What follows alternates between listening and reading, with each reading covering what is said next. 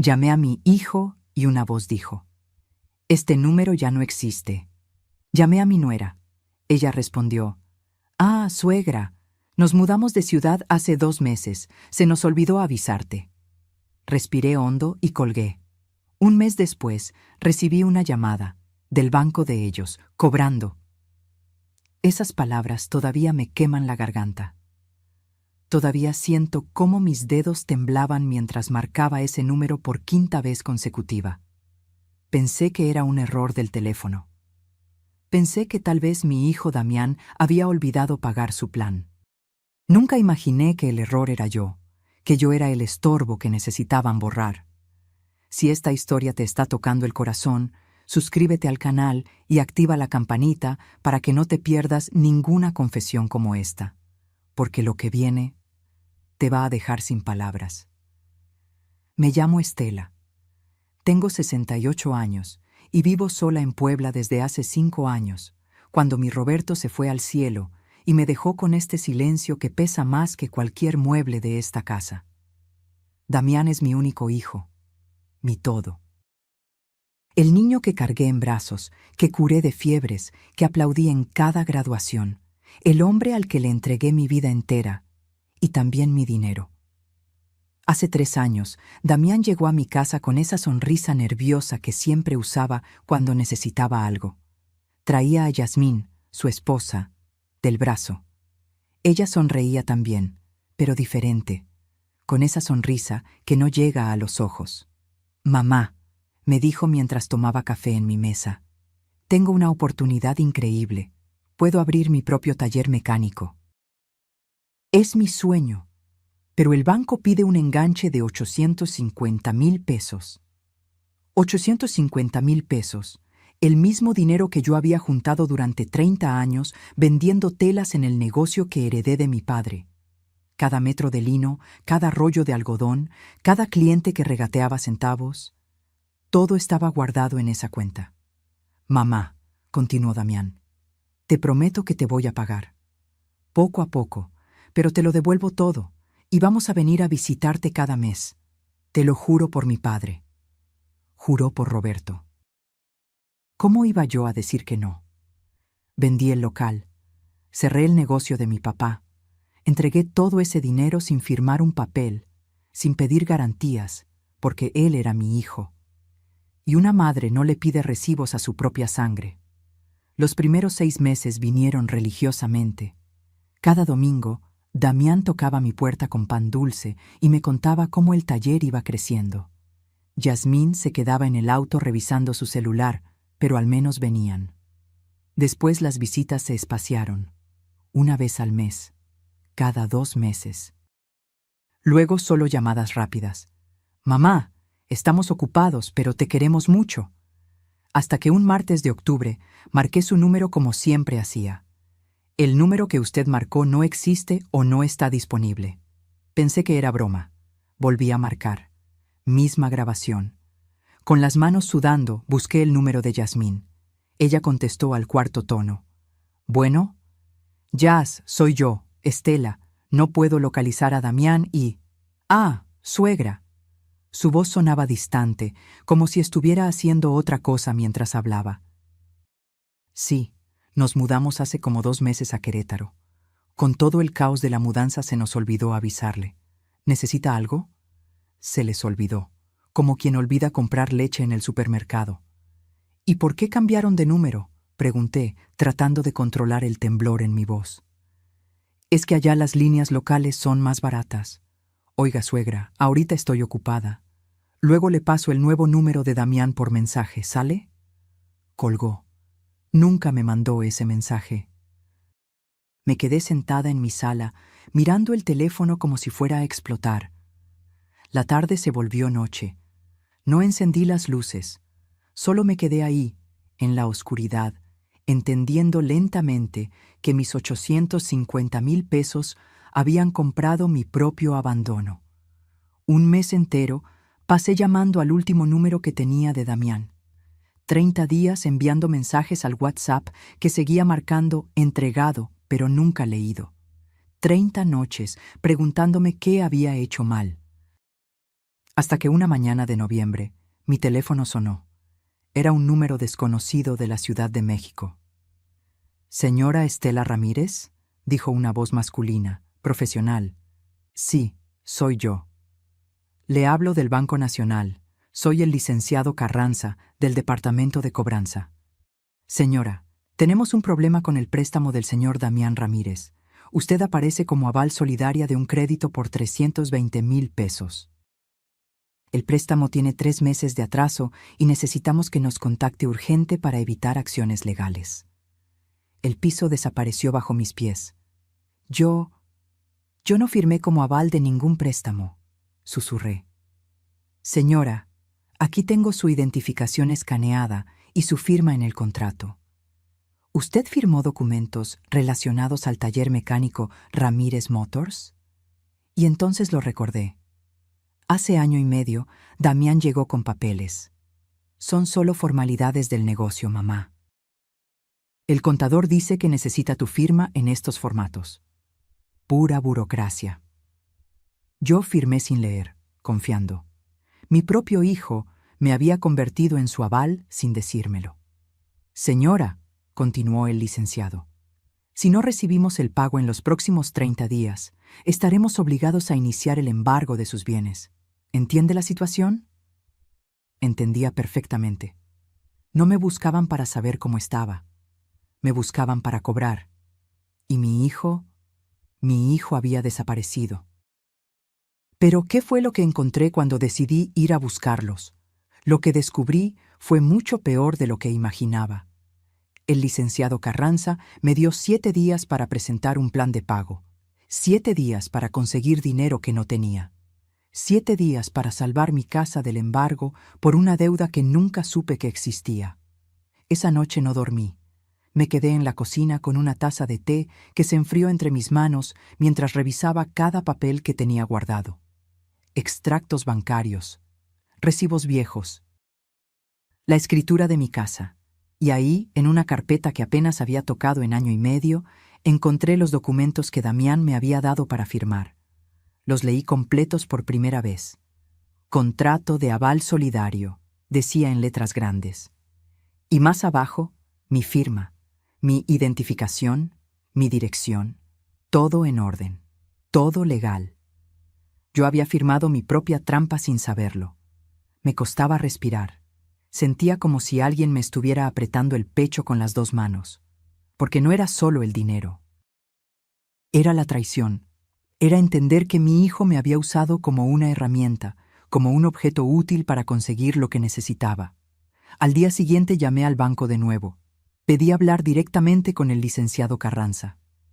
«Señora Ramírez», me dijo con esa voz que mezclaba compasión con procedimiento, «entiendo su situación, pero legalmente usted es responsable de esta deuda.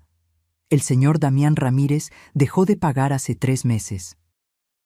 Primero pensamos que era un retraso temporal, pero ahora sus teléfonos están apagados y no contesta correos». «¿Correos?», pregunté. «¿Qué correos?». «Los que enviamos a la dirección que dio. ¿No ha recibido notificaciones?». Les había dado su dirección vieja, la de Puebla. Claro que no recibían nada. Se habían esfumado a propósito. «Licenciado, ¿cuánto tengo que pagar para evitar el embargo?». Escuché papeles moviéndose del otro lado. «Con los intereses moratorios acumulados, necesitaríamos un pago inmediato de 45,000 pesos para congelar el proceso legal y después acordar pagos mensuales de la deuda principal». 45,000 pesos. Toda mi pensión de 3 meses junta no alcanzaba eso. «¿Y si no puedo?», susurré. «Entonces iniciamos el embargo. Lo siento mucho, señora». Colgué el teléfono y me quedé mirando la pared de mi sala. Esa pared donde todavía colgaba la foto de la primera comunión de Damián. Su sonrisa de niño inocente, con su traje blanco y una veladora en las manos. Roberto estaba a su lado, orgulloso. «¿Qué hago, Roberto?», le pregunté a la fotografía. «¿Qué hago con este hijo que criamos?». El silencio fue mi única respuesta. Pasé los siguientes días como sonámbula. Intenté llamar a Damián 100 veces más.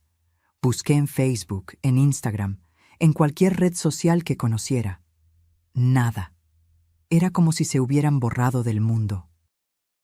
Hasta que mi vecina Remedios, que es como mi hermana aunque no compartamos sangre, me vio llorando en el patio mientras tendía ropa. «Estela, ¿qué te pasa?». Se acercó secándose las manos en el delantal. «Hace días que te veo mal». Y se lo conté todo. Cada detalle, cada peso, cada firma, cada llamada sin respuesta. Remedios me abrazó mientras yo lloraba en su hombro como no había llorado desde el funeral de Roberto. «Ese muchacho no tiene perdón de Dios», murmuró acariciando mi cabello. «Pero tú no vas a quedarte de brazos cruzados, ¿verdad? Tú no eres de las que se rinden». «Ya no sé qué hacer, Reme. Ya no sé. Pues lo primero es ir a buscarlos, a la cara, que te digan de frente por qué te hicieron esto». Tenía razón. Necesitaba verlo a los ojos. Necesitaba entender. Con los 12,000 pesos que tenía ahorrados para emergencias, compré un boleto de autobús a Querétaro. 4 horas de viaje que se sintieron como 4 años. Llevaba conmigo la carpeta con todos los documentos, los estados de cuenta del banco, las transferencias que les había hecho. Llevaba también una fotografía vieja de Damián cuando tenía 5 años, corriendo en el parque con una paleta de hielo derritiéndose en su mano. La guardaba en mi cartera desde entonces. No sé por qué la saqué durante el viaje. Tal vez para recordarme que una vez, hace mucho tiempo, ese niño me amaba. Llegué a Querétaro al atardecer. Renté un cuarto en un hotel barato cerca de la central. La habitación olía a humedad y desinfectante, pero no importaba. No había ido de vacaciones. A la mañana siguiente empecé mi búsqueda. Pregunté en talleres mecánicos de la zona industrial. ¿Conoce el taller Ramírez Motors? Nadie sabía nada. Caminé hasta que me dolieron las rodillas. Gasté en taxis dinero que no debía gastar. Estaba a punto de rendirme cuando pasé por la tienda de abarrotes del antiguo edificio donde vivían en Puebla. La dueña, la señora Consuelo, me reconoció. «Doña Estela, ¿qué hace por acá?»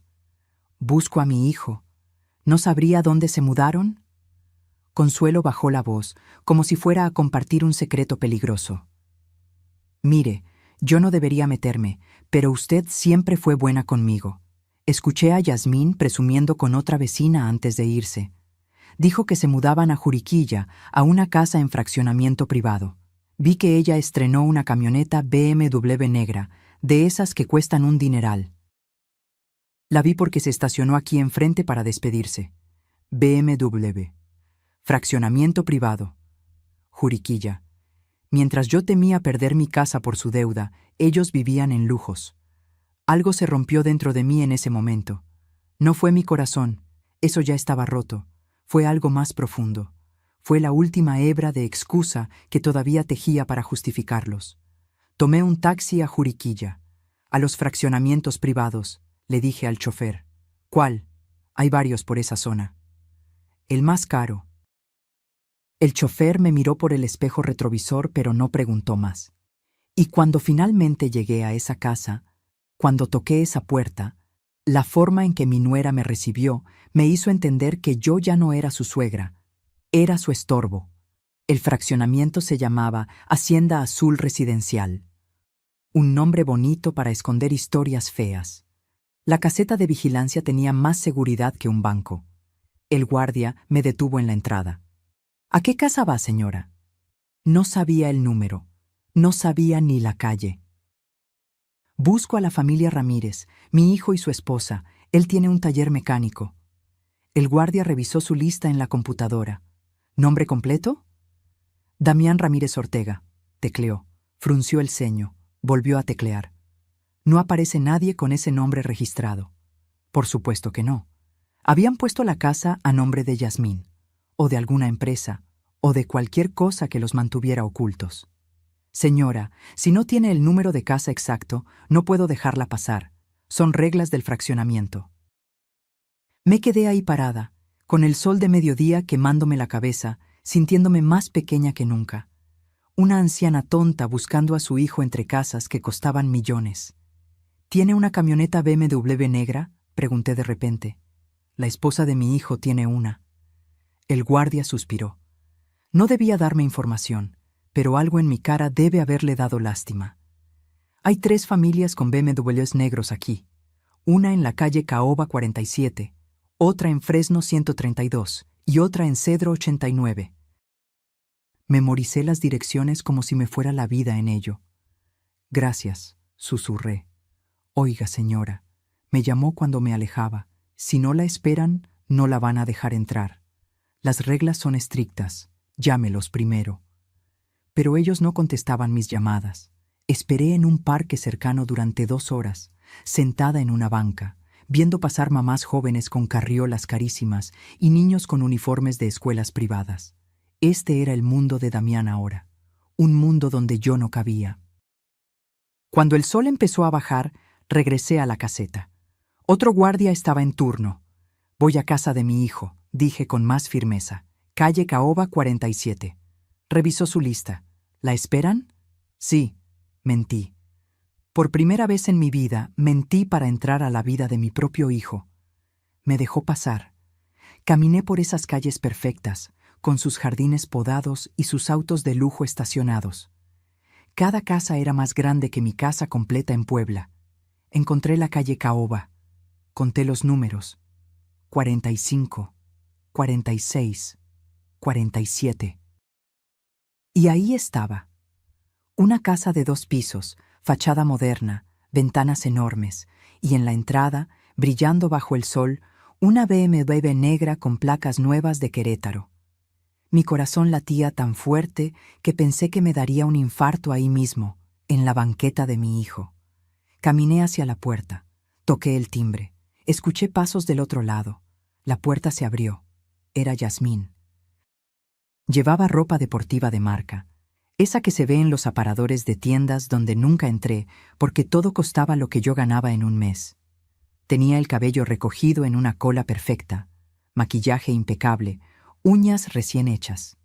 Me miró de arriba a abajo, como si estuviera evaluando cuánta mugre había traído del mundo exterior a su alfombra limpia. Suegra. No fue un saludo cariñoso, fue una declaración de molestia. ¿Qué hace aquí? Necesito hablar con Damián, dije tratando de sonar calmada. No avisó que venía. Porque no me dieron su nuevo número, porque desaparecieron. Yasmín suspiró como si yo fuera una vendedora ambulante insistente. Mire, suegra, justo estamos ocupados. Damián tiene junta en línea con unos clientes. ¿No pudo llamar antes? Lo intenté, 100 veces. Nos quedamos mirándonos. Ella bloqueando la entrada con su cuerpo, yo aferrando mi bolsa donde llevaba todos los documentos del banco. Es sobre el préstamo, dije finalmente. El banco me está cobrando a mí. Me van a embargar la casa si no... ¡Damián!, gritó hacia adentro sin dejarme terminar. Tu mamá está aquí. Escuché movimiento, y entonces lo vi. Mi hijo bajaba las escaleras con una camisa de vestir cara, pantalón de mezclilla de diseñador, zapatos que costaban más que mi renta mensual. Se había dejado crecer la barba. Se veía mayor, próspero. Cuando me vio, su expresión no fue de alegría, fue de pánico. «Mamá, ¿qué haces aquí?» Esa pregunta me dolió más que cualquier golpe físico. «¿Qué hago aquí? Damián, el banco me está demandando. Firmé como aval de tu préstamo sin saberlo y...» Ya sé, me interrumpió bajando la voz, mirando nervioso hacia los lados como si los vecinos pudieran escuchar. «Ha estado complicado, mamá. Con la mudanza, con abrir el nuevo taller, los gastos. Gastos. Miré la casa, miré la camioneta, miré su ropa. Veo que tienen muchos gastos». Yasmín cruzó los brazos. «No es tan fácil como parece, suegra. Mantener un negocio requiere inversión. A veces hay que sacrificar cosas para crecer». Sacrificar. Como sacrificar a tu suegra tirándola a los lobos del banco. «Necesitan pagar 45,000 pesos esta semana o me quitan mi casa», dije mirando directamente a Damián. «La casa donde creciste. Donde tu padre murió. Donde guardé todos tus recuerdos». Damián evitó mi mirada. «Mamá, No tengo esa cantidad ahora mismo, pero te puedo dar, no sé, 15,000 para la próxima semana. ¿Te parece? 15,000, cuando yo le había dado 850,000 sin pensarlo 2 veces. ¿Y el resto? Lo iremos juntando, te lo juro. Ya me había jurado antes, por su padre, y aquí estábamos. Yasmín se metió a la casa y regresó con un sobre. Aquí hay 2,000 en efectivo, es lo que tenemos ahora, dijo extendiéndomelo. Los otros 13,000 se los depositamos en la semana. Tomé el sobre, 2,000 pesos. Ni siquiera era propina para ellos. Gracias por venir a visitarnos, suegra. Avise la próxima vez, ¿sí? Yasmín ya estaba cerrando la puerta. Damián me miró una última vez. Vi en sus ojos algo que me partió el alma. No era culpa, era alivio de que me fuera. Cuídate, mamá. La puerta se cerró. Me quedé ahí parada, en el camino de entrada de esa casa que mi dinero había ayudado a pagar, con 2,000 pesos en la mano y 850,000 de deuda en el corazón. Pero lo que descubrí cuando regresé a casa fue aún más desgarrador. Mi hijo no solo me había olvidado, me había borrado de su vida como quien borra un error. El viaje de regreso a Puebla fue el más largo de mi vida. 4 horas mirando por la ventana del autobús, viendo pasar paisajes que no registraba mi cerebro. Solo podía ver una cosa, la cara de mi hijo cerrando esa puerta. Los 2,000 pesos que me dieron los usé para pagar el hotel y el autobús. Me quedaban 300 pesos en el bolsillo cuando llegué a mi casa esa noche. Remedios me esperaba con caldo de pollo caliente. «¿Cómo te fue?», preguntó, aunque mi cara ya le daba la respuesta. Me recibieron como si fuera una limosnera tocando su puerta, dije, mientras las lágrimas finalmente salían. Como si yo les estorbara. Como si mi presencia ensuciara su alfombra nueva. Remedios me abrazó mientras comía entre sollozos.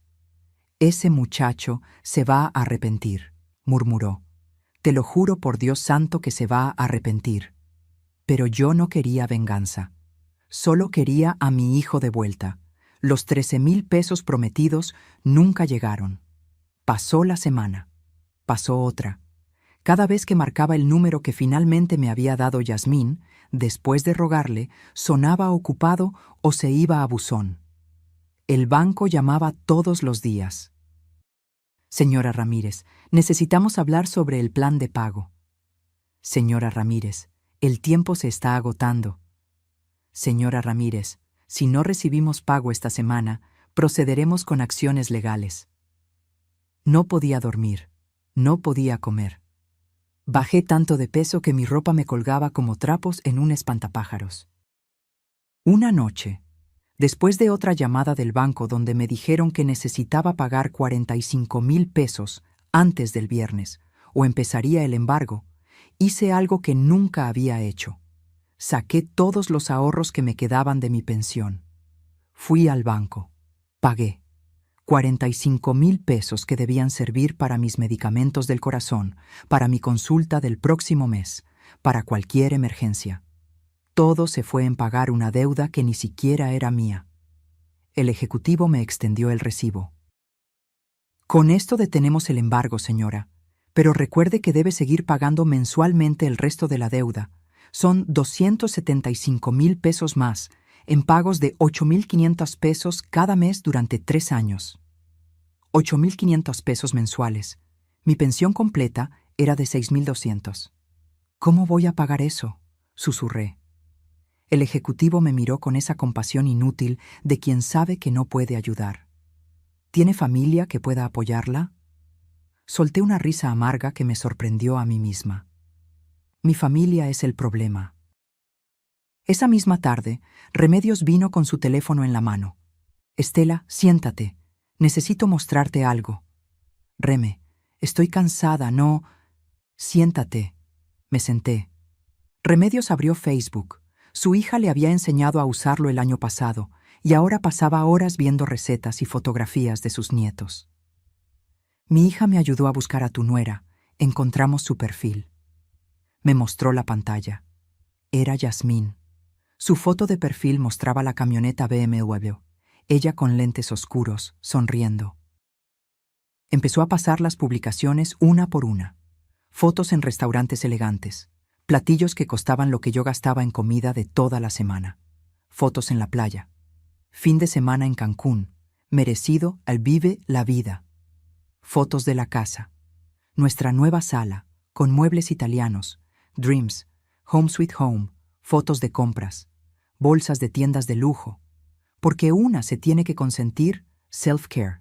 Y entonces Remedios se detuvo en una publicación específica. Era una foto de Yasmín frente a la camioneta BMW. El texto decía: cuando trabajas duro y te esfuerzas, la vida te recompensa. Gracias a mi esfuerzo y determinación, logramos todo esto. Para los que dicen que el éxito se hereda, no. El éxito se construye con sudor propio. Los self-made, sin ayuda de nadie. Trabajo, dedicación, emprendedora. Sin ayuda de nadie. Leí esas palabras 5 veces, 10 veces, hasta que dejaron de ser letras y se convirtieron en puñales. Mi esfuerzo, mi sudor. Los 850,000 pesos que saqué de 30 años vendiendo telas no existían para ella. Yo no existía para ella. «Hay más», dijo Remedios con la mandíbula tensa. Seguimos bajando por el perfil. Había una publicación de hace 2 meses. La familia tóxica existe. A veces hay que alejarse de las personas que solo quieren aprovecharse de ti, aunque sean familia. Mi vida mejoró cuando puse límites. Toxic free, APA, boundaries, APA, paz mental. Me quedé mirando esa publicación sin parpadear. Yo era la familia tóxica. Yo que les di todo. Yo que estaba pagando su deuda con mis últimos ahorros. Yo era la aprovechada. Algo se quebró dentro de mí en ese momento. No fue dolor. El dolor ya lo había sentido 1000 veces. Fue algo diferente. Fue claridad. Vi con nitidez absoluta lo que había sido ciega de ver. Mi hijo me había usado como un cajero automático. Cuando el cajero ya no tenía dinero que dar, simplemente buscó otro banco. «Reme», dije con una voz que no reconocí como mía, «necesito que tu hijo el abogado venga a verme». «¿Horacio?» «Sí, dile que venga mañana y que traiga todo lo que sepa sobre deudas, avales y embargos». Remedios me miró con una mezcla de sorpresa y orgullo. «Ahora sí, Estela, ahora sí te reconozco». Esa noche no lloré. Por primera vez en semanas, no lloré. Me quedé despierta hasta las 3 de la mañana buscando en Internet todo lo que podía sobre leyes de avales. Remedios me había enseñado a usar Google el año pasado, pero nunca lo había usado para algo importante. Esa noche se volvió mi mejor amigo. Leí sobre derechos de los avales, sobre responsabilidades de los deudores principales, sobre qué pasa cuando el deudor principal desaparece. Y encontré algo que hizo que mi corazón latiera más rápido. El aval que paga la deuda del deudor principal puede reclamar todo lo que el deudor posea como forma de pago. Todo, incluyendo su taller. Pero lo que descubrí después fue aún peor. Mi hijo no solo me había usado, me había borrado de su vida mucho antes de mudarse, y las pruebas estaban esperándome en un lugar donde nunca había mirado. Horacio llegó al día siguiente a las 10 de la mañana. Era un hombre de 35 años, serio pero amable, con maletín de abogado y esa forma de hablar clara que te hace sentir que por fin alguien te entiende. Me senté frente a él en mi mesa de cocina, la misma donde Damián me había pedido los 850,000 pesos hace 3 años. «Doña Estela», comenzó Horacio sacando una libreta. «Mi madre me contó todo. Necesito que me enseñe cada documento que tenga. Transferencias, contratos, mensajes, todo». Le di todo. La carpeta completa que había guardado durante años. Los estados de cuenta donde se veían las transferencias a Damián. Los papeles donde firmé como aval sin saberlo. Los recibos del banco de los 45,000 pesos que acababa de pagar. Horacio revisó cada papel con cuidado, tomando notas, frunciendo el ceño. Después de media hora, Levantó la vista. Doña Estela, tengo buenas y malas noticias. Dime las malas primero. Legalmente, usted es responsable de esta deuda. Firmó como aval solidaria, lo cual significa que usted y su hijo son igualmente responsables ante el banco. Si él no paga, le cobran a usted. Eso ya lo sabe. Asentí. Pero las buenas noticias, continuó, son varias. Primero, usted puede demandar a su hijo por fraude si demuestra que la engañaron para firmar. Segundo, puede exigir que le pague cada peso que usted ha puesto.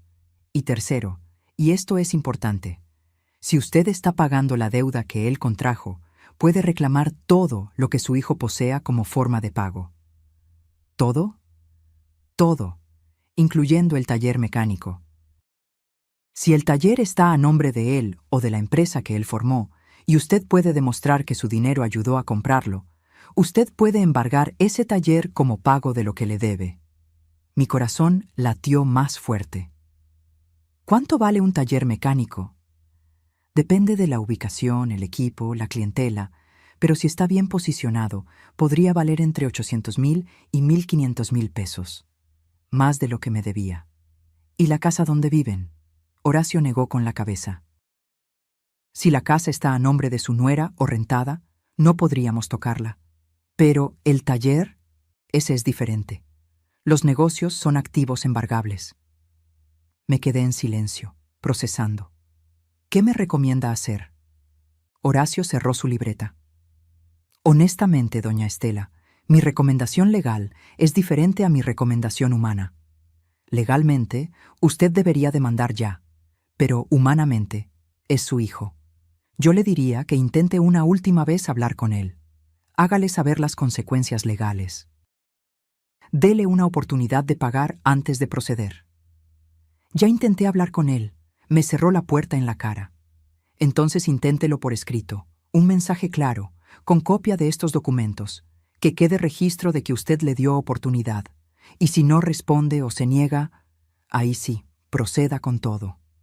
Horacio tenía razón. Necesitaba intentarlo una vez más, pero esta vez no como madre suplicante. Esta vez como mujer que conocía sus derechos. Esa tarde, con ayuda de Remedios y su hija Lupita, que sabía usar el WhatsApp mejor que nadie, redacté un mensaje. Damián, pagué 45,000 pesos al banco para detener el embargo de mi casa. Casa que hubiera sido tuya algún día. Te estoy pidiendo por última vez que pagues la deuda que tú contraíste. Tengo derecho legal a recuperar cada peso que he puesto, incluyendo los 850,000 que te presté.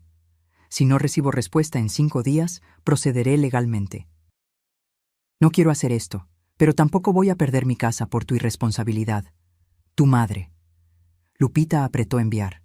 El mensaje se marcó como entregado a los 2 segundos. Esperamos. 5 minutos. 10 minutos. Entregado cambió a leído. Y entonces, nada. No hubo respuesta. Pasó un día, 2 días, 3 días. El mensaje seguía ahí, leído, ignorado. Al 4.º día me llegó un mensaje, pero no de Damián. Era de un número desconocido. Decía, Doña Estela, soy la prima de Yasmín. Mi prima me pidió que le dijera que por favor deje de hostigar a su familia. Ellos están pasando por problemas financieros fuertes y sus presiones solo empeoran las cosas. Mi prima dice que usted debió saber en qué se metía cuando firmó esos papeles. Nadie la obligó. Por favor, ya no los busque. Leí ese mensaje 5 veces. Nadie me obligó. Tenían razón. Nadie me puso una pistola en la cabeza para firmar. Solo usaron algo mucho más efectivo. Mi amor de madre. Le mostré el mensaje a Horacio. Perfecto, dijo. Este mensaje es oro. Están admitiendo que saben de la deuda y que se niegan a pagar. Además, usar a terceros para amenazarla puede considerarse acoso. ¿Quiere proceder? Miré la foto de Roberto en la sala. Esa foto donde él sonreía con Damián, bebé en brazos. Roberto, susurré, perdóname. Y le dije a Horacio, procede. Pero antes de que Horacio empezara los trámites legales, algo dentro de mí me dijo que investigara más. Si iban a pelear sucio, Yo necesitaba conocer todo. Esa noche, Lupita me enseñó algo que cambió el juego completamente. Doña Estela, ¿su hijo tiene correo electrónico? Sí, pero yo nunca lo uso. ¿Pero usted tiene correo?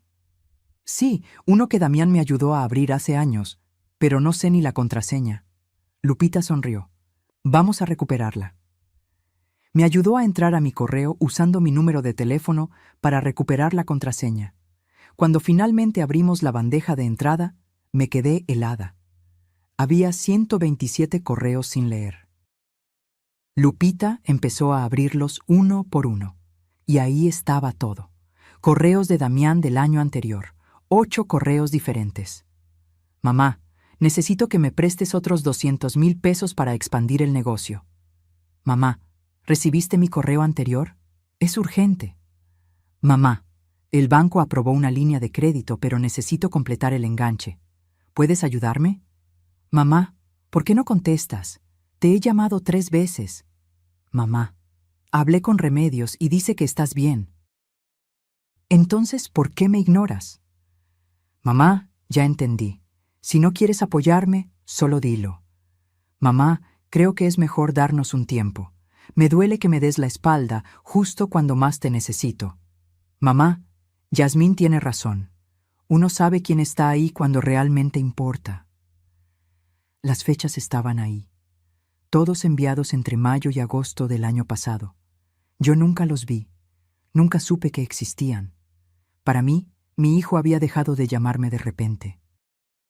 Pero para él, yo lo había ignorado cuando más me necesitaba. ¡Ay Dios!, susurré. Él piensa que yo le di la espalda. Pero había más. En la carpeta de enviados encontré correos que yo nunca escribí. Correos de mi cuenta enviados a Damián. Los abrí con manos temblorosas. Damián, ya te ayudé suficiente. No pienso darte más dinero. No me busques más. Necesito mi espacio. Tu esposa tiene razón en cuidar su patrimonio. Deberías hacer lo mismo. Yo nunca escribí esos correos. Alguien entró a mi cuenta, dije con la voz quebrada. Lupita revisó el historial de inicio de sesión. Mire, doña Estela, aquí dice que su cuenta fue accedida desde Puebla, desde la IP de su casa, pero en fechas cuando usted no sabía ni usar el correo. Solo había una persona que tenía mi contraseña. Damián. Él mismo me había ayudado a crear la cuenta. Tenía acceso total. Mi hijo había enviado esos correos haciéndose pasar por mí, para tener excusa de alejarse. Para justificar ante su esposa por qué dejábamos de hablarnos. Yasmín probablemente nunca supo toda la verdad. Damián le había mostrado esos correos falsos y le había dicho, «¿Ves? Mi mamá me rechazó. Ella me dio la espalda». Y entonces entendí todo. Mi hijo no me había olvidado por accidente. Me había borrado intencionalmente. Me había construido como villana en su propia historia para no sentirse culpable. Y cuando descubrí por qué hizo todo esto, cuando entendí el verdadero motivo detrás de cada mentira, todo cobró sentido de la manera más dolorosa. No dormí en toda la noche.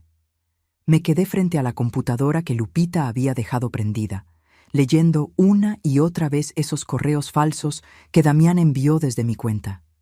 Cada palabra era una puñalada diferente, porque no solo me había usado, no solo me había robado, me había destruido mi propia reputación, mi propia voz, para justificar su traición.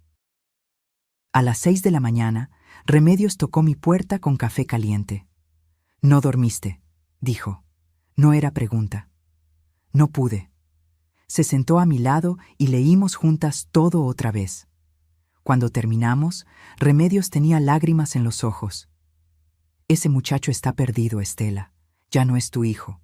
No sé qué le pasó, pero el niño que criaste no existe más». Tenía razón. El Damián que conocí, el que lloraba cuando veía perros callejeros, el que me traía flores cada día de las madres, ese niño murió en algún momento que no vi venir. Horacio llegó al mediodía. Le mostré los correos falsos. «Esto es falsificación de identidad», dijo de inmediato. «Es un delito adicional. Doña Estela, Con esto podemos hacer una demanda mucho más fuerte. No quiero demandarlo por los correos, dije cansada. Solo quiero mi dinero de vuelta. Solo quiero que pague lo que debe. Entonces usaremos esto como evidencia de que él la manipuló deliberadamente. Fortalece su caso. Pasamos toda la tarde preparando documentos. Horacio redactó una demanda formal por 1. Recuperación de préstamo de 850,000 pesos. 2. Pago de deuda bancaria donde yo era aval, 275,000 pesos restantes. 3. Daños y perjuicios por fraude. 4. Embargo preventivo del taller mecánico Ramírez Motors. ¿Cuánto tiempo tomará esto?, pregunté. Si no se presenta a las audiencias o no contesta la demanda, podemos tener sentencia en 3 meses. Si pelea, puede tardar 6 meses a 1 año. 1 año más de agonía. ¿Y si paga antes? Si paga el total de la deuda antes de que haya sentencia, todo se detiene. Entonces, démosle una última oportunidad. Una sola más. Horacio me miró con esa mezcla de admiración y tristeza que los abogados tienen cuando saben que su cliente está siendo demasiado buena. Doña Estela, él ya tuvo muchas oportunidades. Lo sé, pero necesito mirarme al espejo después de esto. Necesito saber que hice todo lo posible. Esa tarde llamé a Damián desde el teléfono de Remedios, un número que él no conocía. Contestó al tercer timbrazo. «Bueno, Damián, soy tu mamá». Silencio del otro lado. Luego un suspiro. «Mamá, ya te dije que...». «Encontré los correos», lo interrumpí. Mi voz era firme, sin lágrimas. «Los correos falsos que enviaste desde mi cuenta. Los que escribiste haciéndote pasar por mí». Más silencio, largo, pesado. «No sé de qué hablas», dijo finalmente. «Damián, tengo las fechas, tengo el historial de inicio de sesión, sé que fuiste tú». «Mamá, tú no entiendes. Yasmín estaba presionándome. Decía que tú solo querías controlarnos, que te importaba más tu dinero que mi felicidad. Necesitaba demostrarle que yo había intentado y tú me rechazaste». Ahí estaba, la confesión. «¿Entonces me convertiste en la villana de tu matrimonio?» «No, yo solo necesitaba espacio, necesitaba que ella viera que yo había puesto límites contigo». «¿Límites? Damián, yo te di 850,000 pesos sin pedirte nada a cambio. ¿Qué límites necesitabas poner?» «Mamá, ya pasó. No podemos cambiar el pasado». «Pero podemos arreglar el presente. El banco me demandó. Pagué 45,000 pesos de mi pensión para salvar mi casa. Tu casa. La casa donde está enterrado tu padre».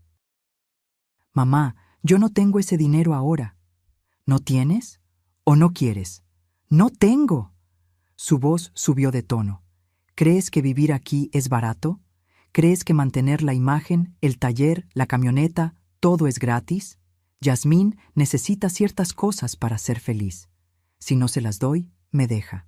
Ya casi me dejó 2 veces». Y ahí estaba la verdad completa. Mi hijo había vendido a su madre para comprar el amor de su esposa. «Entonces eres feliz», dije con voz vacía. «Tienes tu casa elegante, tu camioneta cara, tu esposa contenta, solo que tu madre está pagando tus deudas y perdiendo su casa». «Mamá, dame tiempo. Te juro que cuando el negocio despegue...». «No hay más tiempo, Damián. Horacio va a presentar una demanda mañana, embargo del taller, recuperación de todo lo que te presté, todo legal, todo justo». «¿Horacio? ¿El hijo de Remedios? ¿Lo contrataste?» «Sí». «Mamá, no puedes hacerme esto. Es mi taller, es mi futuro». Era mi dinero. Era mi futuro también, el futuro que gasté en ti. «Yasmín me va a matar, me va a dejar. Todo por lo que he trabajado se va a ir a la basura». «¿Y yo qué, Damián? ¿Qué pasaría conmigo si pierdo mi casa? ¿Dónde viviría? ¿En la calle?» Silencio. Largo. Pesado. «Mamá, tú tienes pensión. Puedes rentar algo pequeño. Pero yo tengo una esposa. Tengo responsabilidades». En ese momento algo murió dentro de mí. No fue amor. El amor de madre nunca muere completamente. fue esperanza. La esperanza de que mi hijo todavía tenía algo de conciencia. Entiendo, dije con calma absoluta. Ahora entiendo perfectamente. Gracias por ser tan claro. Mamá, espera, colgué. Remedios me abrazó mientras las lágrimas finalmente salían. Pero no eran lágrimas de tristeza, eran de liberación. Ya puedes proceder, le dije a Horacio. Sin piedad, sin concesiones. Quiero todo lo que la ley me permita recuperar. Horacio asintió. Entendido. Pero antes de que pudiéramos seguir, Remedios levantó su teléfono. Estela, mira esto. Lo acaba de publicar tu nuera. Era una nueva publicación de Facebook de Yasmín. Una foto de ella y Damián en un restaurante elegante brindando con vino. El texto decía: cuando eliminamos las energías negativas de nuestra vida, todo fluye mejor. Hoy celebramos nuestra libertad de personas tóxicas que solo buscan arrastrarnos a su miseria. La vida es muy corta para cargar con gente que te roba la paz. One New Beginnings. Positive Vibes Only. Toxic Free. Family First. La publicación tenía 47 likes. Una de las personas que había dado like era Damián. Mi hijo celebraba públicamente haberme eliminado de su vida. Miré esa publicación durante mucho tiempo, y entonces hice algo que me sorprendió a mí misma. Sonreí. ¿Estela? Remedios me miró preocupada. Estoy bien, dije. Y era verdad. Por primera vez en meses, estoy perfectamente bien. Porque ya no tengo que cargar con la ilusión de que ellos cambiarán. Ya no tengo que esperar nada. Me quité una cadena que siempre llevaba al cuello. Era una medallita de la Virgen de Guadalupe que Roberto me había regalado cuando nació Damián. Dentro tenía una foto de Damián bebé. La abrí, saqué la foto. La miré una última vez. Adiós, mi niño, susurré. Porque el hombre en el que te convertiste, a ese no lo conozco. Guardé la medallita vacía. Y le dije a Horacio: ahora sí. Quiero que le duela tanto como me dolió a mí. Lo que no sabía era que el dolor apenas comenzaba. Pero esta vez no sería mío. La demanda se presentó un martes de febrero. Horacio entregó todos los documentos en el Juzgado Civil de Puebla y solicitó embargo preventivo del taller ubicado en Querétaro. Pueden tardar una semana en notificarlos, explicó. Cuando reciban la citación, tendrán 20 días para contestar o presentarse a audiencia. Esa semana fue extraña. Me sentía como si estuviera flotando, no triste, no feliz, simplemente vacía. Cada mañana me levantaba, hacía mi café, miraba la foto de Roberto en la sala. ¿Hice bien?, le preguntaba.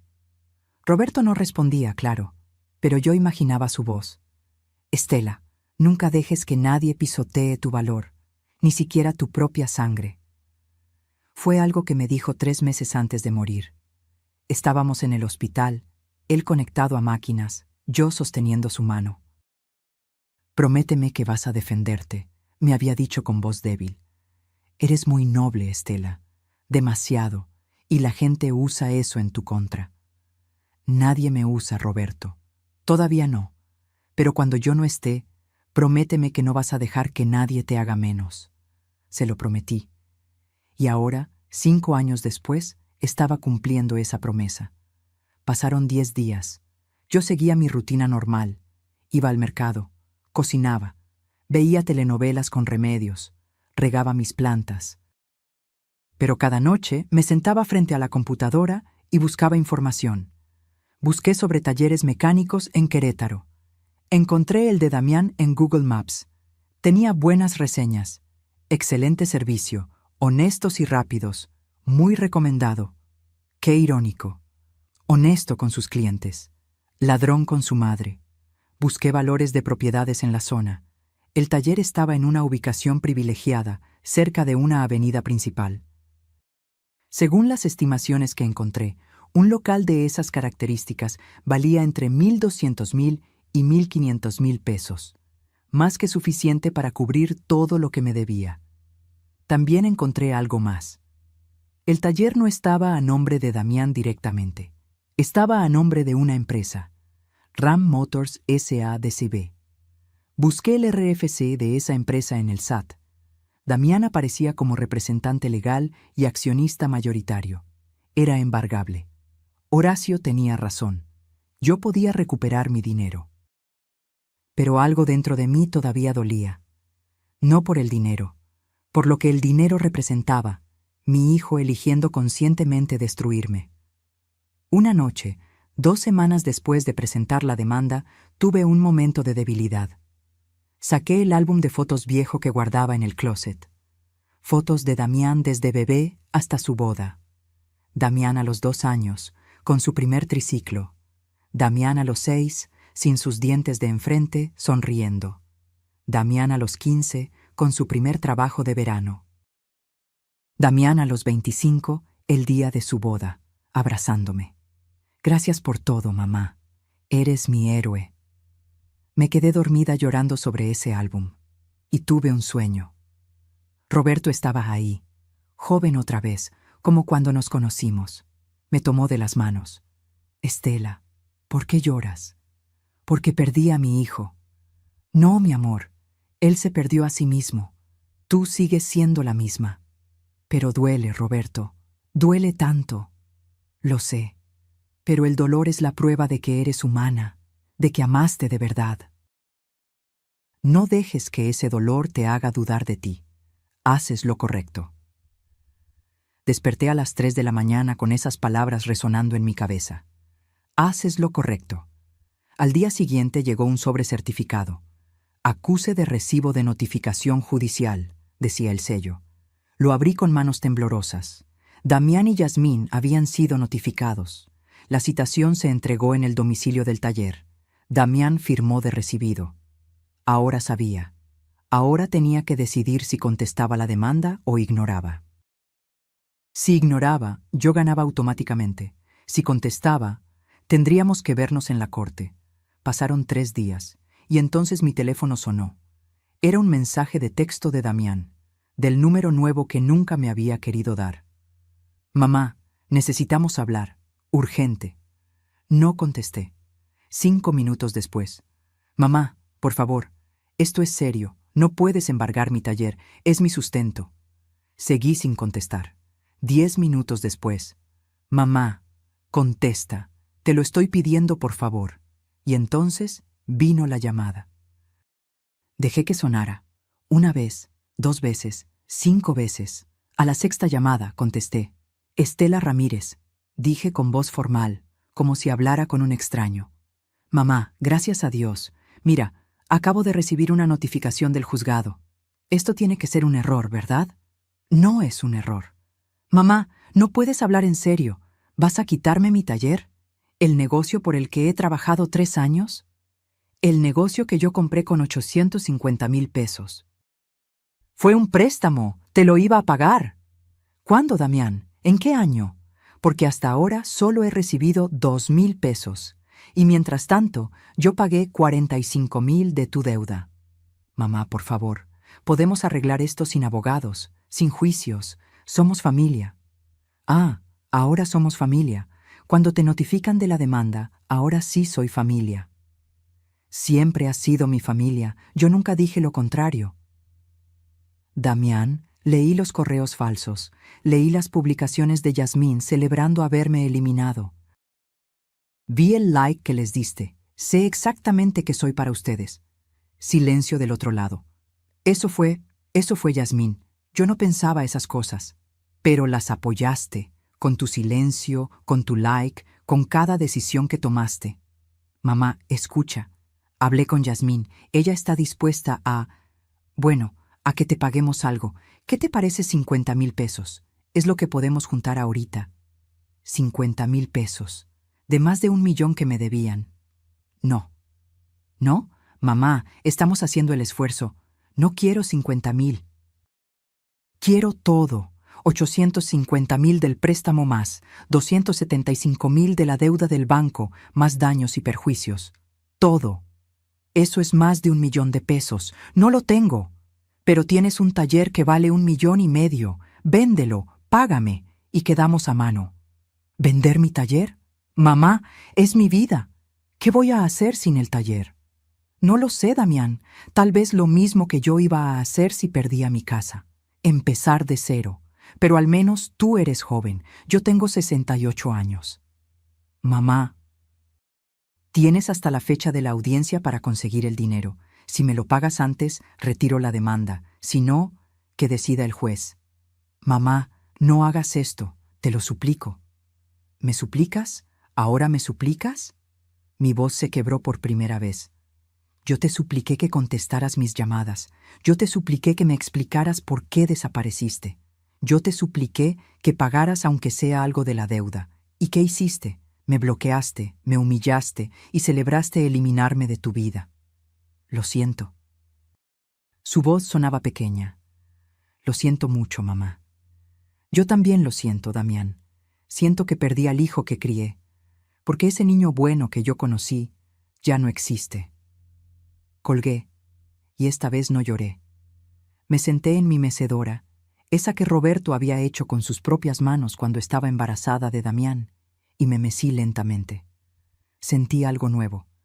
No era dolor, no era rabia, era paz. La paz de quien finalmente dejó de cargar un peso que nunca fue suyo.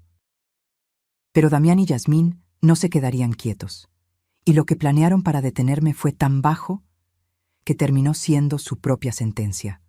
Los siguientes días fueron un silencio extraño. Damián no volvió a llamar. No hubo mensajes. Nada. Eso no me gusta, dijo Horacio cuando le conté. Cuando alguien deja de pelear de repente, significa que está preparando algo. ¿Cómo qué? No sé, pero mantente alerta. Guarda todos tus documentos importantes en un lugar seguro. Seguí su consejo. Metí todos mis papeles en una caja de metal que guardé en casa de Remedios. Copias de todo. Por si acaso. 3 días antes de la audiencia, recibí una visita inesperada. Eran las 4 de la tarde. Tocaron mi puerta. Abrí. Era una mujer que no conocía. 40 y tantos años, vestida de traje sastre, portafolio en mano. ¿Señora Estela Ramírez? Sí, soy yo. Me llamo Lucía Mendoza. Soy trabajadora social del DIF. ¿Puedo pasar? Necesito hacerle unas preguntas. Del DIF. Sistema para el Desarrollo Integral de la Familia. Un mal presentimiento me recorrió la espalda. ¿De qué se trata? Recibimos una denuncia anónima de que usted vive en condiciones de riesgo. Alguien reportó que podría necesitar apoyo o incluso que podría estar en situación de vulnerabilidad mental. Me quedé helada. ¿Vulnerabilidad mental? La denuncia menciona que usted sufre episodios de confusión, que ha estado acosando a familiares pidiendo dinero y que podría ser víctima de algún tipo de deterioro cognitivo. Solo vengo a verificar que esté bien. Damián. Oh, Yasmín. Alguien me había denunciado como senil. Entre, dije con la mandíbula tensa.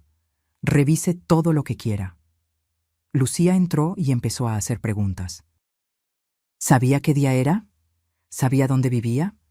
¿Recordaba mi fecha de nacimiento? ¿Tenía familia? ¿Por qué estaba sola? Respondí todo con claridad absoluta. Revisó mi casa, mi cocina limpia, mi baño ordenado, mi sala impecable, mis medicamentos organizados por día de la semana.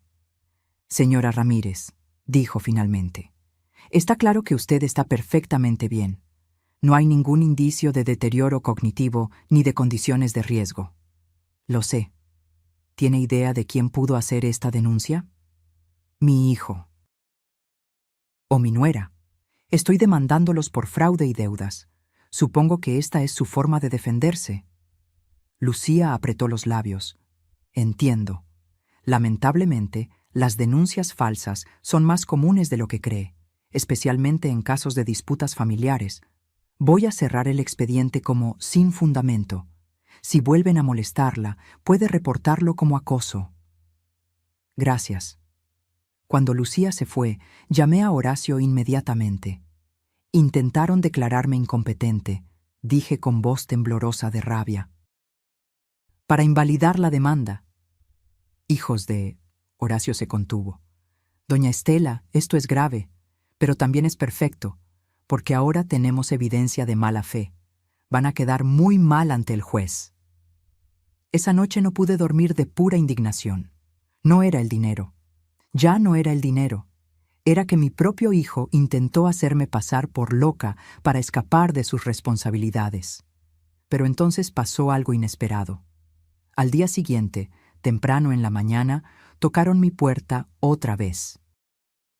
Esta vez era un hombre mayor, 60 y tantos años, pelo cano, con overol de mecánico. ¿Señora Ramírez? Sí. Disculpe la molestia. Me llamo Ernesto Vega. Era socio de su hijo en el taller. ¿Era? Damián nunca le contó de mí, ¿verdad? No. Ernesto suspiró. ¿Puedo pasar?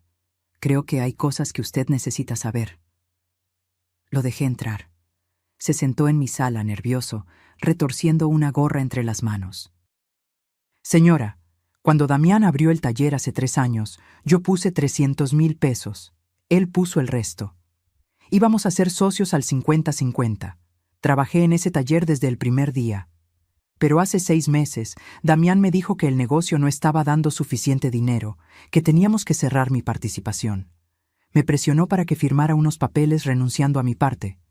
Me prometió devolverme mis 300,000 en pagos mensuales. Y nunca me pagó, ni un peso.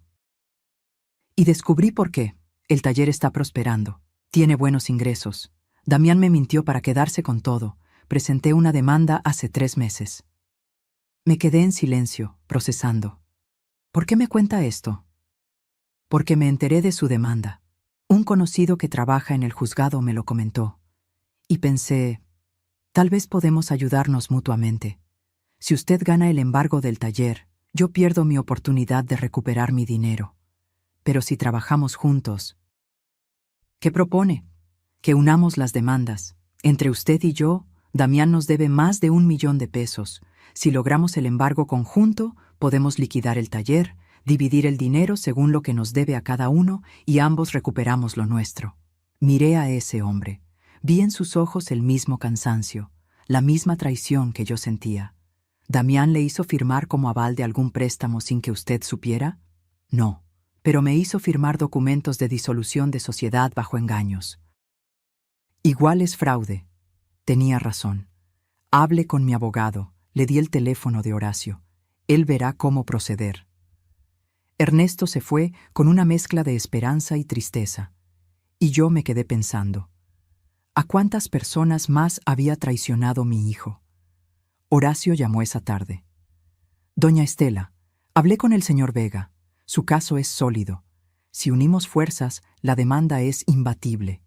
Damián va a perder el taller sí o sí. ¿Eso es legal? Totalmente. Son 2 acreedores diferentes reclamando deudas legítimas. El juez va a ordenar la liquidación del activo principal, que es el taller, y se distribuye el dinero entre los acreedores según lo que les debe. ¿Y Damián? Damián se queda sin nada, y aún así probablemente no alcance para cubrir todo.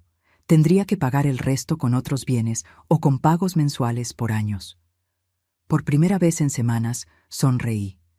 No de felicidad, de justicia. Proceda. La audiencia estaba programada para el viernes a las 10 de la mañana. Horacio me recogió temprano. Yo llevaba mi mejor vestido, ese azul marino que usaba para ocasiones importantes. Roberto siempre decía que ese vestido me hacía ver fuerte. Necesitaba verme fuerte. Llegamos al juzgado. Era un edificio viejo en el centro de Puebla, con pasillos fríos y olor a papel viejo. En la sala de espera vi a Ernesto.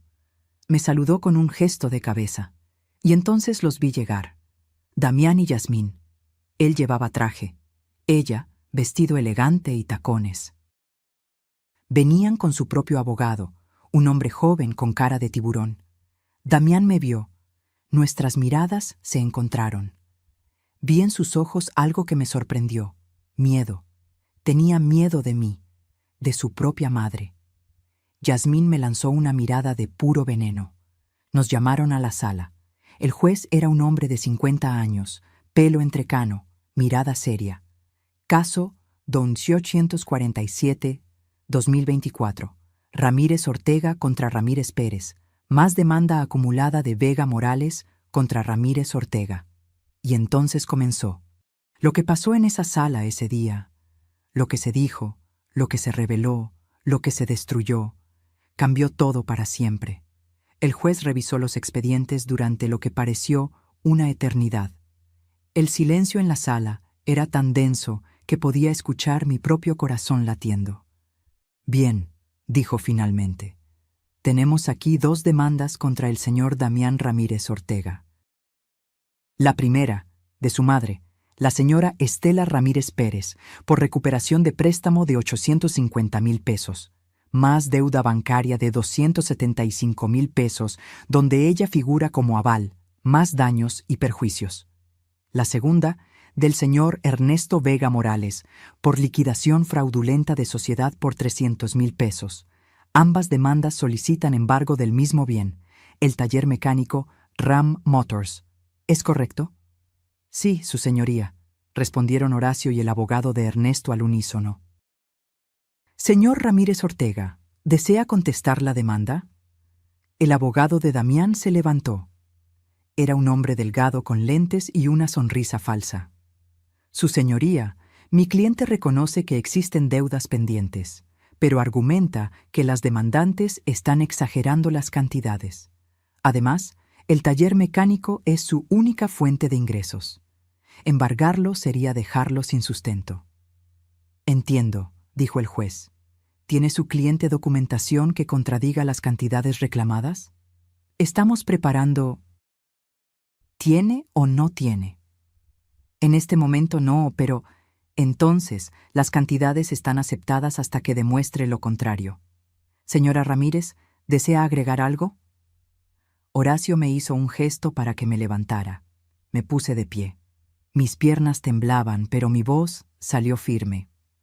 Su señoría, yo le di a mi hijo 850,000 pesos de mi patrimonio sin pedirle nada a cambio porque era mi hijo y confiaba en él. Me hizo firmar como aval de un préstamo sin decirme, y cuando el banco me cobró, mi hijo desapareció. Cambió su número de teléfono, se mudó sin avisarme, me bloqueó. Tuve que pagar 45,000 pesos de mi pensión para evitar que me embargaran mi casa. Mi hijo envió correos falsos desde mi cuenta para hacerme quedar mal ante su esposa. Intentó que el DIF me declarara incompetente mental. Y mientras tanto, él y su esposa viven en lujos, en una casa elegante, con una camioneta de casi 1,000,000 de pesos, publicando en redes sociales que son exitosos por su propio esfuerzo. Mi voz se quebró en la última frase. Su señoría, continué, no quiero destruir a mi hijo, solo quiero recuperar lo que es mío, lo que trabajé durante 30 años, para poder vivir con dignidad mis últimos años. Me senté. Sentí lágrimas en mis mejillas y no me importó. El juez miró a Damián. Señor Ramírez Ortega, ¿qué tiene que decir? Damián se puso de pie. Su abogado le susurró algo, pero él lo ignoró.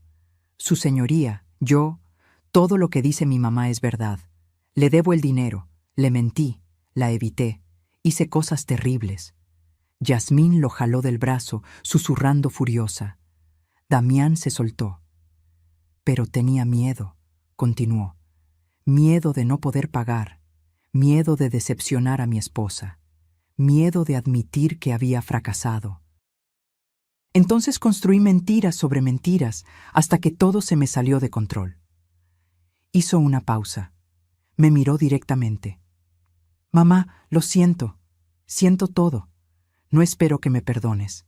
Pero necesito que sepas que nunca dejé de quererte. Solo dejé de ser un buen hijo. El silencio en la sala era absoluto. ¿Y el señor Vega? Preguntó el juez. Damián bajó la mirada. También le mentí. Le robé su inversión porque necesitaba el dinero para mantener apariencias que no podía pagar. Yasmín se levantó de golpe. ¿Qué estás diciendo? No digas nada más. Ya basta, Yasmín. dijo Damián con cansancio. Ya basta de mentiras. El juez golpeó su martillo. Orden en la sala. Señora, siéntese. Yasmín se sentó, con la cara roja de furia. El abogado de Damián parecía querer hundirse en su silla. Su señoría, dijo Horacio levantándose, ante la confesión del demandado solicitamos sentencia inmediata. Embargo total del taller mecánico, liquidación del bien y distribución proporcional entre los acreedores según lo adeudado. El juez revisó los papeles nuevamente. Dada la confesión explícita del demandado y considerando la documentación presentada que respalda las reclamaciones, dictó sentencia a favor de las partes demandantes. Golpeó el martillo. Embargo inmediato del taller mecánico Ram Motors ubicado en Querétaro. Se ordena avalúo del bien y posterior liquidación en subasta pública. El producto de la venta se distribuirá proporcionalmente entre la señora Estela Ramírez Pérez y el señor Ernesto Vega Morales, según las deudas comprobadas. Si el producto de la venta no cubre la totalidad de las deudas, el señor Ramírez Ortega deberá pagar el remanente en plazos mensuales que no excedan 5 años. Otro golpe de martillo. Caso cerrado. Pueden retirarse. Había ganado, pero no sentía victoria, sentía vacío. Salimos de la sala. En el pasillo, Damián me alcanzó. Mamá, espera. Me detuve. Me giré. Yasmín venía detrás de él, furiosa. ¿Estás feliz?, me gritó. ¿Estás feliz de destruir a tu propio hijo? ¿De quitarle todo lo que construyó? Lo que construyó con mi dinero, respondí con calma. Eso fue un regalo. Los padres ayudan a sus hijos. Los padres ayudan. Los hijos agradecen. No usan, no abandonan, no traicionan. Tú solo quieres controlarnos. Siempre quisiste controlar su vida. Yasmín, la voz de Damián sonó cansada. Detente. ¿Qué? ¿Ahora la defiendes? Acabas de perder todo por ella. No, Yasmín, perdí todo por ti, porque tenía que mantenerte contenta, porque tenía que darte la casa elegante, la camioneta cara, las vacaciones, porque tú nunca estabas conforme con lo que teníamos. Yasmín palideció. ¿Me estás culpando a mí? Estoy diciendo la verdad, algo que debía hacer hace mucho. Perfecto. Yasmín se quitó su anillo de matrimonio y se lo aventó. Entonces ya no necesitas aguantarme. Cuando pierdas el taller, cuando no tengas nada, no me busques, porque yo no voy a estar ahí. Se fue taconeando por el pasillo. Damián recogió el anillo del suelo. Lo miró. Lo guardó en su bolsillo. Siempre supe que se iría si perdía el dinero, dijo con voz vacía. Supongo que es justo. Yo también me fui cuando dejaste de servir. Se quedó parado frente a mí, tan cerca y tan lejos a la vez. Mamá, sé que no significa nada ahora, pero lo siento, de verdad lo siento. Lo miré. Vi al niño que fue. Vi al hombre en que se convirtió. Yo también lo siento, Damián. Siento que no te enseñé mejor. Siento que de alguna forma fallé en criarte con valores más fuertes. No, negó con la cabeza. No fue tu culpa. Tú me enseñaste bien. Yo elegí ignorar todo lo que me enseñaste. Se dio la vuelta para irse, pero se detuvo. El taller va a valer como 1,400,000 pesos. Después de pagar las deudas de ustedes dos, voy a quedar debiendo todavía como 150,000. Voy a pagártelos. Va a tomar tiempo, pero te los voy a pagar, te lo prometo. Damián, se giró. Ya no quiero promesas, quiero hechos. Cuando tengas el dinero, págame. Mientras tanto, no me busques. Ya causaste suficiente daño. Vi cómo sus ojos se llenaban de lágrimas. Entiendo. Se fue caminando lentamente, encorvado, como si el peso del mundo estuviera sobre sus hombros. Remedios me abrazó. Ya pasó, Estela, ya pasó. Pero no había pasado. Apenas comenzaba el proceso de aprender a vivir con el hijo que perdí. Ernesto se acercó. Señora Ramírez, gracias. Gracias por ayudarme a recuperar lo mío. Gracias a usted también. Sin su testimonio, Tal vez no habría ganado. Nos dimos la mano y salimos de ese juzgado frío hacia la luz de la tarde. Pero la verdadera prueba no sería el juicio, sería todo lo que vino después, lo que pasó cuando Damián realmente lo perdió todo, y lo que descubrí sobre mí misma en el proceso. El proceso de embargo y remate del taller tomó 2 meses. 2 meses donde no supe nada de Damián. Horacio me mantenía informada de todo. El avalúo oficial, 1,420,000 pesos. La subasta se realizaría en 3 semanas. Varios compradores ya habían mostrado interés. Es una ubicación privilegiada, explicó Horacio. Va a venderse rápido y a buen precio. Yo asentía, pero una parte de mí seguía doliendo.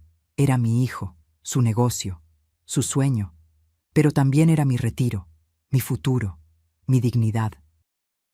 Una tarde, 2 semanas antes de la subasta, Remedios llegó agitada a mi casa. «Estela, tienes que ver esto», me mostró su teléfono. Era el perfil de Facebook de Yasmín. Había una nueva publicación. Cuando las personas muestran su verdadero rostro, agradece la lección y sigue adelante. A veces la familia es la más tóxica. Me libré de un matrimonio manipulador y de una suegra controladora. Nueva vida, nueva yo. Divorced, freedom, new beginnings. Divorced, divorciada. Entonces era oficial. Yasmín había dejado a Damián. Revisé más publicaciones. Había fotos de ella en un restaurante con un hombre nuevo. Nueva etapa, mejores decisiones, decía el pie de foto. No sentí satisfacción, solo tristeza. Yasmín había sido parte del problema, sí, pero Damián había tomado sus propias decisiones. La semana de la subasta recibí una llamada inesperada. «Señora Ramírez, habla Daniela, del despacho del licenciado Horacio. Hay un hombre en la oficina que quiere hablar con usted. Dice que es importante. ¿Quién es? Prefiere decírselo en persona. ¿Puede venir?» Fui. En la oficina me esperaba un hombre de unos 40 años vestido con ropa de trabajo. «Señora Ramírez, me llamo Arturo Chávez. Soy mecánico. Trabajaba en el taller de su hijo». Me senté frente a él. «¿Qué necesita?» «Verá, me enteré de la subasta. Cuando Damián nos contó que iba a perder el taller, nos reunimos todos los empleados. Somos 5 mecánicos que llevamos años ahí. Es nuestro sustento». «Lo siento», dije sinceramente, «pero no tengo opción». «Lo entiendo, señora.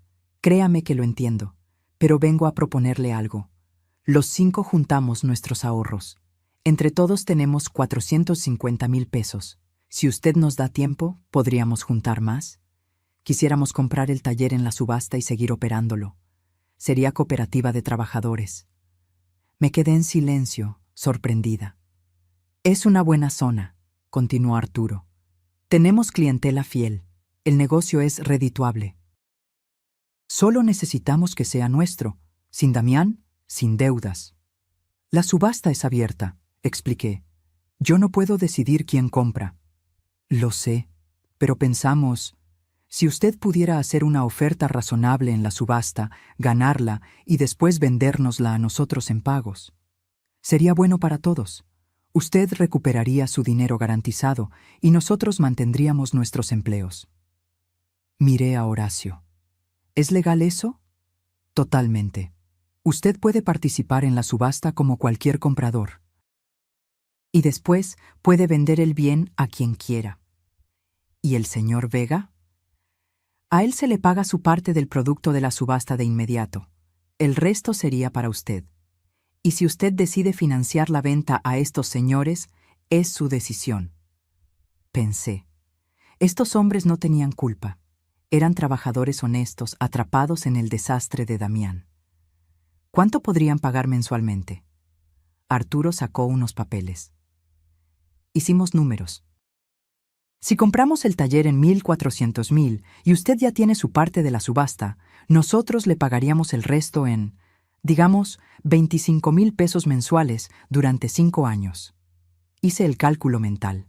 25,000 por 60 meses eran 1,500,000, más de lo que costaba el taller. ¿Por qué pagarían de más? Intereses justos, y porque es nuestra oportunidad de tener algo propio. Déjenme pensarlo. El día de la subasta llegó rápido. Se llevó a cabo en una sala del juzgado. Había 4 compradores potenciales además de mí. El precio de salida, 1,400,000 pesos. Las ofertas comenzaron a subir. 1,420,000, 1,450,000, 1,500,000. A 1,550,000 quedábamos solo 2, yo y un hombre de traje que claramente era inversionista. 1,600,000, ofrecí. El hombre me miró, evaluando. Subió su oferta. 1,650,000. 1,700,000, dije con firmeza. El hombre negó con la cabeza y se retiró. Vendido a la señora Estela Ramírez Pérez por 1,700,000 pesos. El martillo cayó. El taller era mío. El proceso de pago y transferencia tomó una semana. Del monto de 1,700,000, 300,000 fueron para Ernesto Vega por su deuda. 850,000 fueron para mí por el préstamo original. 275,000 fueron para mí por la deuda del banco. 275,000 fueron para mí como intereses y compensación. Total recuperado, 1,400,000 pesos de los 1,700,000. Los 300,000 restantes cubrieron gastos legales, impuestos de la subasta y otros costos del proceso. Al final, recuperé mi dinero completo más compensación por el daño. Justicia matemática perfecta. Una semana después, firmé un contrato de compraventa con los 5 mecánicos. Les vendí el taller en 1,400,000 pagaderos en 5 años a 25,000 mensuales. Ahora tenía un ingreso fijo garantizado de 25,000 pesos cada mes durante 5 años. Era más que mi pensión. Era seguridad. Era dignidad. La primer pago llegó puntual el 15 de septiembre. Arturo vino personalmente a traer el cheque. Señora Ramírez, no sabe cuánto le agradecemos. Vamos a cuidar ese taller como si fuera nuestro hijo. Es su hijo, sonreí. Ahora es de ustedes. Esa noche me senté en mi sala con un té caliente, mirando las fotos viejas. Ya no lloraba al verlas. Solo sentía una melancolía tranquila. Tomé los 275,000 pesos de compensación que había recibido y decidí hacer algo que nunca había hecho: vivir. Contraté un pequeño viaje, nada lujoso. Una semana en Oaxaca, un lugar que Roberto y yo siempre quisimos visitar, pero nunca pudimos. Fue mi primer viaje sola en 30 años. Caminé por las calles de Oaxaca, comí tlayudas, visité Monte Albán. En las ruinas, mirando el valle desde la cima, sentí algo que no había sentido en años: paz. Lo hiciste, Roberto, susurré al viento. Me defendí, como me pediste. También usé parte de ese dinero para ayudar a Remedios con una operación de cadera que necesitaba. Ella lloró cuando le di los 50,000 pesos. No puedo aceptar esto, Estela. Claro que puedes. Tú estuviste conmigo cuando nadie más estuvo. Esto es solo una pequeña parte de lo que significas para mí. Con otros 80,000 pesos, creé un pequeño fondo de ayuda en mi colonia para madres solas o ancianas abandonadas. Cada mes, Remedios y yo dábamos entre 3,000 y 5,000 pesos a una familia que lo necesitara. No era mucho, pero era algo, y el resto lo guardé para emergencias. Para no volver a quedar vulnerable nunca más. Pero faltaba algo, faltaba el cierre con Damián, y cuando llegó, fue de una manera que nunca esperé. 6 meses después de la subasta, era un día común, febrero otra vez. 1 año exacto desde que empezó esta pesadilla. Estaba regando mis plantas en el patio cuando mi teléfono vibró. Número desconocido. Dudé, pero contesté. ¿Mamá? Era Damián. Su voz sonaba diferente, más pequeña, rota. Soy yo. Largo silencio. ¿Cómo estás?, preguntó finalmente. Bien. ¿Y tú? Sobreviviendo. Estoy trabajando en un taller aquí en Puebla. Solo como mecánico, no como dueño. El dueño es buena gente, me paga 8,000 pesos quincenales. Rento un cuarto en una vecindad. 8,000 pesos quincenales, lo mismo que él ganaba antes de tener el taller. ¿Y Yasmín? Se casó con el tipo con el que salía. Vi las fotos en Facebook. Se ven felices. Lo siento. Yo no. Ahora entiendo que nunca me quiso. Solo quiso lo que yo podía darle. Cuando no pude darle más, se fue. Como yo hice contigo. Silencio largo. Mamá, te llamo porque quiero disculparme de verdad, no como en el juzgado. Esto no es porque quiera algo, es porque he tenido mucho tiempo para pensar, para entender lo que hice, para vivir las consecuencias.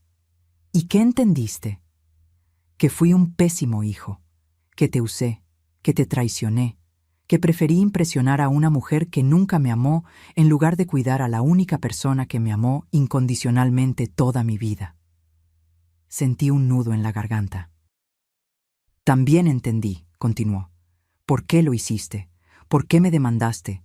No fue venganza, fue supervivencia, fue dignidad, fue enseñarme una lección que yo nunca aprendí por las buenas. Damián, déjame terminar, por favor. Necesito decir esto. Llevo meses ensayándolo. Esperé. Te destrocé la vida, mamá, y la mía también. Pero la diferencia es que tú tenías derecho a defenderte, y lo hiciste. Y ahora vivo con lo que merezco. Nada, sin negocio, sin esposa, sin lujos. Solo un cuarto pequeño, un trabajo honesto, y las consecuencias de mis decisiones. No mereces nada, dije con voz suave. Mereces aprender, y parece que estás aprendiendo. ¿Tú crees? No lo sé, Damián. El tiempo lo dirá. Silencio. Mamá, ¿algún día podrás perdonarme? Cerré los ojos. Esa pregunta era la más difícil. No lo sé. Tal vez. Pero no hoy. Todavía duele mucho. Lo entiendo. Solo quería que supieras que estoy trabajando para ser mejor. Para ser el hijo que debí ser desde el principio. Me alegra oírlo. ¿Podría llamarte de vez en cuando? Solo para que sepas que estoy bien. No espero que me contestes siempre. Solo no quiero que pienses que desaparecí otra vez. Pensé cuidadosamente mi respuesta. Puedes llamar, una vez al mes, no más. Y en esas llamadas solo quiero saber que estás trabajando honestamente y viviendo con integridad. No quiero dramas. No quiero pedir ayuda. ¿Entendido? Entendido. ¿Damián? ¿Sí? Me alegra que estés trabajando. Me alegra que estés pagando tus consecuencias. Pero sobre todo, me alegra que finalmente entiendas lo que hiciste. Yo también, mamá, te amo, aunque no tenga derecho a decirlo. Yo también te amo, aunque ya no de la misma forma. Colgamos. Me quedé en el patio, con el teléfono en la mano, procesando. No había perdonado. No estaba segura si algún día lo haría, pero al menos ahora había honestidad. Ya no había máscaras. 3 semanas después, llegó un sobre a mi puerta. Dentro había 5,000 pesos en efectivo y una nota escrita a mano. Mamá, sé que te debo 150,000 todavía. Este es el primer pago. Van a ser 30 pagos de 5,000 pesos. Va a tomar 2 años y medio, pero los voy a cumplir todos. No es el dinero, es la promesa. Con amor, Damián. Guardé el dinero, guardé la nota. Cada mes, durante los siguientes 30 meses, llegó un sobre con 5,000 pesos. A veces la nota decía, mes 8, seguimos adelante. Otras, mes 15, gracias por darme tiempo. O simplemente, mes 22, te amo, mamá. Yo no contestaba los sobres, pero tampoco los rechazaba. En el mes 18, Damián me llamó. Mamá, conocí a alguien. Se llama Patricia. Es maestra, sencilla, trabajadora. Le conté todo lo que hice, lo que te hice, y no se fue. Dijo que todos merecemos segundas oportunidades. Me da gusto por ti, dije sinceramente. Pero esta vez, cuídala de verdad, no con dinero, con respeto. Lo haré, te lo prometo. En el mes 30 llegó el último sobre. Dentro había 5,000 pesos y una foto. Era Damián y Patricia juntos. Ella se veía amable, con sonrisa genuina. Él se veía tranquilo. Ya no tenía esa tensión en los hombros que siempre cargaba cuando estaba con Yasmín. La nota decía: «Mamá, este es el último pago, deuda saldada. Pero hay otra deuda que nunca podré pagar completamente. El daño que te hice. Solo quiero que sepas que el hombre que hizo esas cosas ya no existe. He cambiado. No porque lo perdí todo, sino porque finalmente entendí lo que importa. Patricia y yo nos vamos a casar en junio. Sería el honor de mi vida si vinieras. Pero lo entenderé si no quieres. Te amo. Siempre te amaré. Tu hijo, Damián». Miré esa foto durante largo rato, y entonces llamé a Remedios. «Reme, necesito un vestido nuevo. Voy a una boda». La boda fue pequeña, en un jardín público de Puebla, solo 30 invitados. Cuando llegué, Damián me vio y se le llenaron los ojos de lágrimas. «Viniste». «Vain», confirmé, «pero no por ti, por mí, porque necesitaba cerrar este capítulo». Patricia se acercó. Era incluso más bonita en persona. Sencilla, sin maquillaje excesivo, con ojos bondadosos. «Señora Ramírez, es un honor conocerla. Damián me ha contado todo, y quiero que sepa que nunca dejaré que olvide el valor de la familia. Nunca». La abracé. «Cuídalo, pero cuídate tú también, no te pierdas en él». «Lo prometo». La ceremonia fue simple, bonita. Cuando el juez preguntó si alguien se oponía al matrimonio, hubo silencio total. Esta vez, Damián había elegido bien. En la pequeña recepción, Damián se acercó a mí. «Mamá, ¿podemos hablar un momento?» Caminamos hacia un rincón del jardín. «Quiero que sepas algo», dijo. «Todo lo que perdí, el taller, el dinero, el estatus, fue lo mejor que me pasó. Porque perdiendo todo eso, me encontré a mí mismo. Encontré lo que realmente importa. ¿Y qué es? Vivir honestamente. Valorar a las personas correctas y entender que la riqueza real no está en lo que tienes, sino en quién eres». Asentí. «¿Aprendiste la lección, entonces?» «La lección más cara de mi vida, pero la más importante». «Damián, no voy a olvidar lo que pasó, pero estoy dispuesta a intentar construir algo nuevo, no como antes, algo diferente, con límites claros, con respeto mutuo». «¿Límites?» «Sí. No volverás a pedirme dinero, no volverás a involucrarme en tus decisiones financieras. Y si me faltas al respeto, desapareceré de tu vida sin dudar. ¿Entendido?» «Entendido. Pero dentro de esos límites, podemos intentar ser madre e hijo otra vez, poco a poco». Se le escapó un sollozo. «Gracias, mamá. No merezco esta oportunidad, pero juro que no la voy a desperdiciar». Lo abracé. Por primera vez en casi 2 años, abracé a mi hijo. No era el mismo abrazo de antes. Era más cuidadoso, más consciente. Pero era un abrazo, y a veces eso es suficiente. Han pasado 3 años desde que todo comenzó. 3 años desde esa llamada del banco que cambió mi vida para siempre. Estoy sentada en mi sala, la misma donde lloraba cada noche hace años. Pero ahora es diferente. Hay plantas nuevas en las ventanas, fotos nuevas en las paredes, y una paz que no había sentido en décadas. Los 25,000 pesos mensuales del taller siguen llegando puntualmente. Arturo y sus compañeros convirtieron el negocio en algo próspero. Incluso abrieron una segunda sucursal el año pasado. «Todo gracias a usted, doña Estela», me dijo Arturo en su última visita. «Sin su confianza, seguiríamos siendo solo empleados». «Sin su esfuerzo, el taller no valdría nada», respondí. «Ustedes hicieron el trabajo. Yo solo les di la oportunidad. Uso parte de ese ingreso para vivir cómodamente. Ya no cuento centavos. Ya no me preocupo por las medicinas. Puedo comprar el pan que me gusta sin sentir culpa. Otra parte la sigo invirtiendo en el Fondo de Ayuda Comunitaria. En 3 años hemos ayudado a 14 familias, madres solteras, ancianos olvidados, gente que necesitaba solo una oportunidad. Remedios y yo nos volvimos voluntarias en el centro comunitario. Damos pláticas sobre abuso financiero familiar. Es sorprendente cuántas personas viven situaciones similares a la mía. Pensé que era la única, me dijo una señora de 70 años la semana pasada. Pensé que era mi obligación aguantar. No es obligación, le respondí, es decisión, y podemos decidir diferente. Damián me llama cada domingo, visita una vez al mes, siempre trae algo pequeño, pan dulce, flores, una foto nueva. Patricia está embarazada, van a tener una niña, le pondrán Estela. No tienes que hacerlo, le dije cuando me lo contaron. Pero queremos, insistió Patricia, queremos que nuestra hija lleve el nombre de una mujer fuerte, de una mujer que supo defenderse, para que ella también aprenda a hacerlo. Y me quedé sin palabras.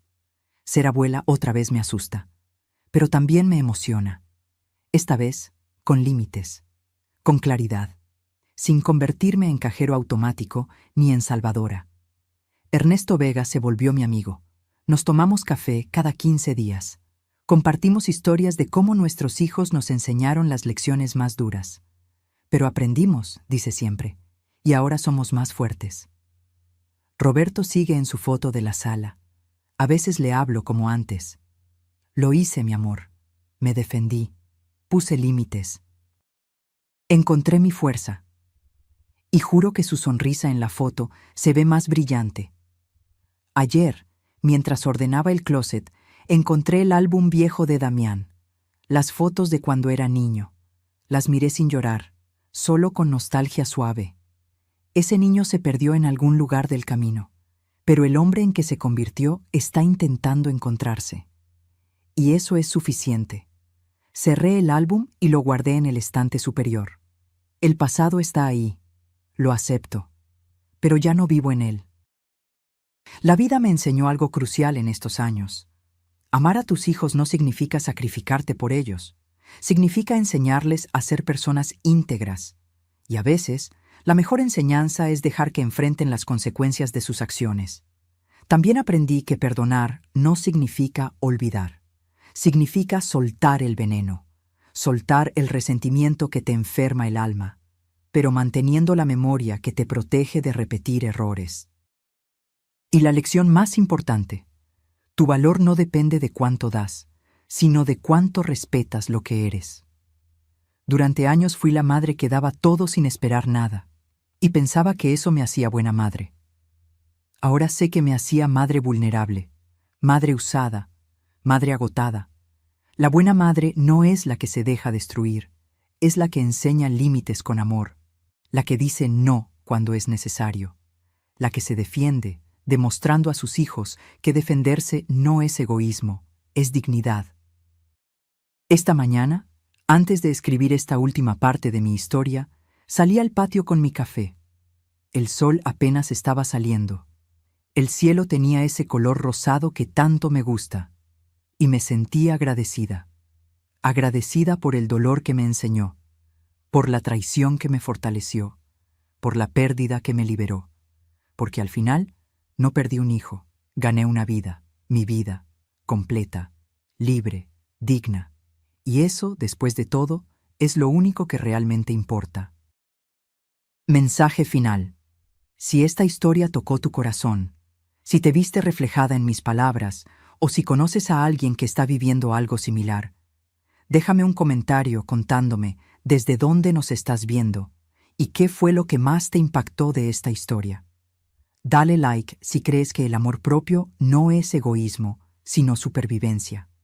Y suscríbete al canal para seguir escuchando historias de vida real, de mujeres reales que aprendieron a defenderse. Porque la verdadera riqueza no está en lo que posees. Está en lo que no permites que te quiten, tu dignidad, tu paz, tu valor. Y eso nadie puede arrebatártelo, a menos que tú se lo permitas. Fin.